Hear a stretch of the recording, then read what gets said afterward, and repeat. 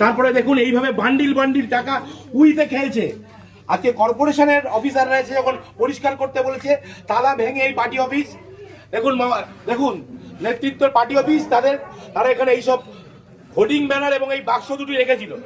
আজকে এখানে তালা ভেঙে এখানকার কর্মচারীরা, এখানকার সাফাই কর্মচারীরা, এখানকার অধ্যাপকদের অনুমতি নিয়ে এগুলো উদ্ধার করেছে। আপনারা দেখুন কি পরিমাণ টাকা, 100 টাকা 500 টাকার বান্ডিল উই পোকায় খেয়েছে।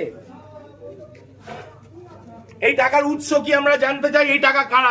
দিনের পর দিন এই কলেজে যারা দুর্নীতি করেছে, এই কলেজে যারা দিনের পর দিন ধরে দুর্নীতি করেছে, এই কলেজে দিনের পর দিন যারা টিচিং স্টাফদের ঠকিয়েছে, প্রফেসরদের সঙ্গে গুন্ডামি করেছে, তাদের প্রত্যেকের টাকা এটা।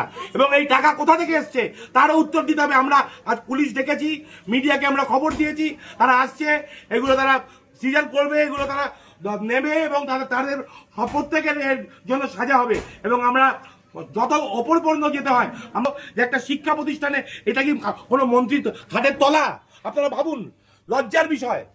একটা শিক্ষা প্রতিষ্ঠানে এইভাবে টাকা পাওয়া যাচ্ছে উইতে খাওয়া। সুরেন্দ্রনাথ কলেজের পেছনে জিমনাসিয়ামের সামনে পুরনো গোডাউন ঘর থেকে, এই ঘরটি দেখাও। আমরা এই দুটোই বাক্স উদ্ধার করেছি, তার মধ্যে এইভাবে টাকা উইতে খাওয়া টাকা পড়ে রয়েছে।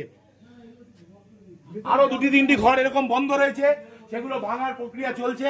কলেজের স্টাফরা রয়েছেন, প্রিন্সিপাল স্যাররা রয়েছেন, সকলের সামনে আমরা মুচিপাড়া থানার পুলিশ কর্তৃপক্ষকে খবর দিয়েছি, তারা এগুলো সিজ করবেন। মিডিয়াকে খবর দেওয়া হয়েছে সকলের সামনে।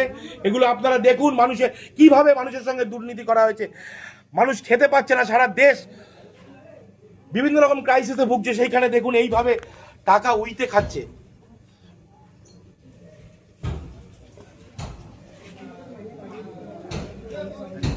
এগুলো কোঅপারেটিভ ব্যাংকের টাকা না, এইসব ডকুমেন্টও পুলিশকে দিয়ে সিজার করাবে, সিজ করাবে। বন্ধ করো।